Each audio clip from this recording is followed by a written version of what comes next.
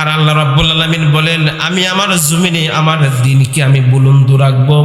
এতে কাফের মুশরিকদের অন্তরের মধ্যে যত জ্বালা হোক, যত কষ্ট হোক না কেন, আমার জমিনে আমার কালামার আওয়াজ বুলন্দ হবে। এতে কারো কিছু ঠেকাবার কোনো ক্ষমতা নেই। বলুন সুবহানাল্লাহ। ভাইরা আমার, যে কথাটা বলতেছিলাম, মানুষ অল্প সময়ের জন্য দুনিয়াতে এসেছে, নিজের পরিচয়টা ভুলে যায়। একটু যদি ক্ষমতার যদি সে বসে, যদি পাওয়ারে যদি থাকে, যদি সে কোনো রাষ্ট্র ক্ষমতায় থাকে, ওই রাষ্ট্র ক্ষমতায় থাকে, সে পরিকল্পনা করে কিভাবে রাষ্ট্রের মধ্যে থেকে ইমানদারকে দাবিয়ে রাখবে। চেষ্টা করে কি করে না বলেন? কোরআনের কথা কিভাবে বন্ধ করবে, কোরআনের মাহফিলগুলোকে কিভাবে বন্ধ করে দিবে, এই চেষ্টাটা তারা করে কি করে না বলেন? কিন্তু আপনাদেরকে এই জিনিসটা সাবধান থাকতে হবে। সেটা হচ্ছে, আপনি দুনিয়ার জমিনে কোন মানুষগুলোর সাথে আপনি চলেন, কোন লোকগুলোর সাথে আপনি চলাফেরা করেন, কোন লোকগুলোকে আপনি সাথী বানাচ্ছেন, কিয়ামতের দিন এই লোকগুলো কিন্তু আপনাকে জাহান্নামে টেনে নিবে কিনা বলেন? নিবে। এই জিনিসটা আল্লাহ রাব্বুল আলামিন কোরআনের মাধ্যমে আপনাদেরকে জানিয়ে দিচ্ছেন। আমি আপনাদের সামনে এই বর্ণনাটা এই জন্য দিতে চাচ্ছি, যেহেতু বর্তমান সময়ে দেশে কিছু অভ্যন্তরীণ ঘটনাগুলো ঘটতেছে। এই ঘটনাগুলোর মধ্যে আমাদের শিক্ষা আছে কিনা বলেন? আছে কিনা বলেন? আল্লাহ রাব্বুল আলামিন বলেন, ইয়াউমা তুকাল্লাবু wujuhuhum ফিন-নারি ইয়াকুলুনা ইয়া লাইতানা আতা'না আল্লাহা ওয়া আতা'নার রাসূলা। কিয়ামতের ময়দানে কিছু মানুষের চেহারা মলিন হয়ে যাবে, ধুলায় ধূসরিত হয়ে যাবে। তারা আফসোস করে বলতে থাকবে, যদি আমরা দুনিয়াতে যদি রসুলের আনুগত্য করতাম, রসুলের দেখানো পথে যদি চলতাম, রসুলের যদি ইতাআত করতাম, আল্লাহর যদি আনুগত্য করতাম, কিন্তু আজকে সেই জিনিসটা ভুল হওয়ার কারণে, না করার কারণে আমরা জাহান্নামে আসলাম। সুতরাং আল্লাহ রাব্বুল আলামিনের কাছে তারা কি ফরিয়াদ করবে দেখেন। সেই জিনিসটা মানুষ কি প্রশ্ন করতে পারে, সোয়ালে মুকাদ্দারের জবাবটা আল্লাহ রাব্বুল আলামিন কোরআনের মাধ্যমে আগেই মানুষকে জানিয়ে দিয়ে সতর্ক করতেছেন, ও দুনিয়ার মানুষেরা এই পরিস্থিতির মধ্যে কিন্তু তোমাকে পড়তে হবে। আল্লাহ রাব্বুল আলামিনের কাছে ওই সময়ে ওই সমস্ত নেতাদেরকে তাদের কর্মীরা এভাবে গালি দিতে থাকবে, এইভাবে অভিযোগ দায়ের করবে, ওয়াকালু রাব্বানা ইন্না আতা'না সাদাতানা ওয়া কুবারা'না ফাআদাল্লুনা সাবিলা। ও আল্লাহ, দুনিয়ার জমিনে আমাদের নেতারা আমাদেরকে মিসগাইড করেছিল, আমরা তো তোমার দ্বীনের পক্ষে স্লোগান দিতে চেয়েছিলাম, কিন্তু এই নেতারা আমাদেরকে নিয়ে তারা তাদের পিছনে লীল আমাদেরকে ঘুরাইছে, আর তাদের জয়গান আমাদেরকে গাওয়াইছে। সুতরাং আমরা দুনিয়ার জীবনে তোমার জয়গান গাইতে পারি নাই, আর আমরা এই বড় বড় নেতাদের অনুসরণ করেছি। আজকে ওই নেতাগুলো কই? ওই নেতাগুলো তো আমাদেরকে বিভ্রান্ত করেছে, কিন্তু নেতাগুলা বিভ্রান্ত করেছে, কিন্তু আলেমরা কি সতর্ক করেছিল কি করে নাই বলেন? কিন্তু আলেমদের কথা শুনে নাই। এই জন্য আল্লাহ রাব্বুল আলামিন ওই সময়ে মানুষের কি আফসোস হবে, এই জিনিসটা তারা আবার আল্লাহর কাছে কি ফরিয়াদ করবেন, এই জিনিসটা আল্লাহ রাব্বুল আলামিন কোরআনের মাধ্যমে কোট করে জানিয়ে দিচ্ছেন। রব্বানা আতিহিম দিফাইনি মিনাল আযাবি ওয়াল আনহুম লানান কাবীরা।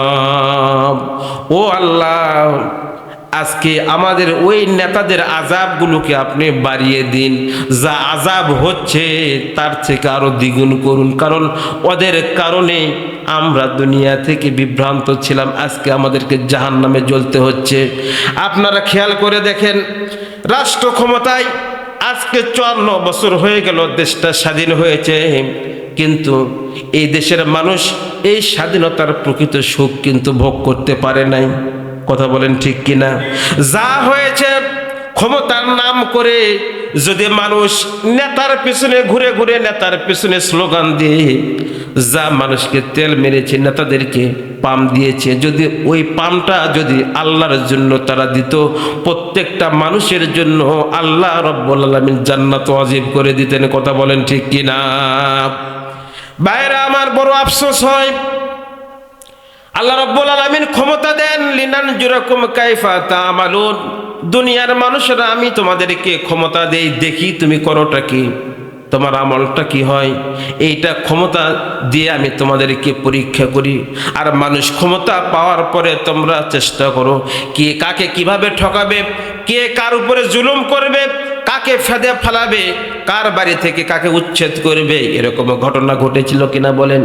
বাংলাদেশের একটা নেত্রী তিনবারের প্রধানমন্ত্রী ছিল, তার নামে সরকারি একটা বাড়ি বরাদ্দ ছিল ক্যান্টনমেন্টের মধ্যে, ময়নুল ইসলাম রোডের মধ্যে তার বাড়িটা ছিল। 13ই নভেম্বর 2010 সালে ওইখান থেকে বের করে দেওয়া হয়েছিল কিনা বলেন? এইটা কি বের করার জন্য জনগণ কি দাবি করেছিল? করে নাই। কিন্তু শুধুমাত্র যে অহমিকা, ক্ষমতার দাম্ভিকতায় তারা ওইখান থেকে একটা নেত্রীকে বের করে দিয়েছিল। ওইটা ভালো কিনা মন্দ সেটা আমি বিশ্লেষণ করতেছি না, কিন্তু একটা মানুষের উপরে জুলুম করলে তার পরিণামটা কি হয়। ওই সময় তিনি বাড়ি থেকে বের হয়ে আসার পরে সাংবাদিকদের সামনে একটা অভিযোগ করেছিলেন, আমি সাবেক একজন প্রেসিডেন্টের ওয়াইফ, আমার স্বামী ছিল সেক্টর কমান্ডার, দেশের জন্য তিনি যুদ্ধ করেছেন, বীর মুক্তিযোদ্ধা, তারই ওয়ারিশ হিসাবে আমার রাষ্ট্র আমাকে একটা বাড়ি দিয়েছিল। আজকে বিনা নোটিশে আমাকে বাড়ি থেকে সেনাবাহিনী, র্যাব, বিজিবি, আনসার দ্বারা আমাকে নির্যাতন করে এক কাপড়ে আমাকে লাগেজ ছাড়াই আমাকে বের করে দিয়েছে। তিনি ওই সময় কান্না করেছিলেন, তার কান্নার পানিটা কিন্তু জমিনে পড়েছিল। দুনিয়ার কোনো মানুষ কিছু করতে পারে নাই, কিন্তু আজকে আমরা অধৈর্য হয়ে গিয়েছিলাম। 15 বছর পরে আবার ঠিক আল্লাহ রাব্বুল আলামিন সেটার জবাব দিয়ে দিলেন। কথা বলেন ঠিক কিনা? ভাইরা আমার, আমাদের কথা কোনো দলের পক্ষে নয়, বিপক্ষ নয়, আমাদের কথা হলো প্রত্যেকটা মানুষকে নিয়ে আমরা জান্নাতে যেতে চাই। কোনো ভাই যদি ভুল করে, ভাই যেরকম ভুল ধরিয়ে দেয়, প্রয়োজনে ভাইয়ের উপরে সে আঘাত করে, তারপরে ভাইটাকে চাই ভাইটা ভালো হোক, শুদ্ধ হোক। ঠিক অনুরূপভাবে আলেমরাও চাই বাংলাদেশের মানুষেরা, বাংলাদেশের যারা শাসক হবে, এমপি, মন্ত্রী, তারা যদি কোনো ভুল করে, তাদের যদি মিসগাইড হয়, ওই মিসগাইডটাকে তারা শুদ্ধ করে দিবে, এইটাও কিন্তু আলেমদের দায়িত্ব। কথা বলেন ঠিক কিনা?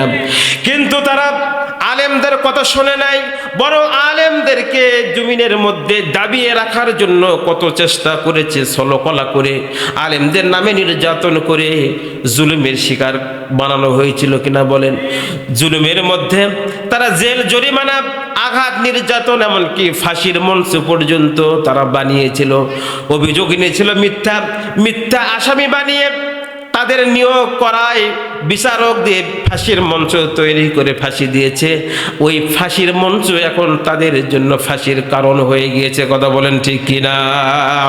ভাইরা আমার, এই জন্য আল্লাহ রাব্বুল আলামিন বলেন, ওয়া মাকারু মাকরাও ওয়া মাকারনা মাকরাও ওয়া হুম লা ইয়াশউরুন ইন্নাহুম আকিদুনা কাইদা ওয়া আকিদু কাইদা। ও দুনিয়ার মানুষেরা, তোমরা আমার ইসলামের নিয়ে তোমরা ষড়যন্ত্র করবে, ইসলামের কাজ যারা করে তাদেরকে নিয়ে তোমরা ষড়যন্ত্র করবে, কিন্তু আমি আল্লাহ বসে থাকবো, এইটা কিন্তু হবে না। আমি আল্লাহ এমনভাবে পরিকল্পনা সাজাবো, মানুষ যেটা কল্পনাও করে নাই। মানুষ চাইতো হায় হায় কখন তাদের কাছ থেকে ক্ষমতাটা চলে আসবে। আল্লাহ তাদের উপরে বেশি জুলুম করার দরকার নেই, শুধু ক্ষমতা থেকে নামাও। আর আমার আল্লাহ বলেন, বান্দা একটু ধৈর্য ধারণ করো, শুধুমাত্র ক্ষমতা থেকে বিদায় করব তা নয়, বরং দেশ থেকে বিতাড়নের পরিকল্পনা আমার আছে, তোমাদের সেটা জানা নেই। কথা বলেন ঠিক কিনা?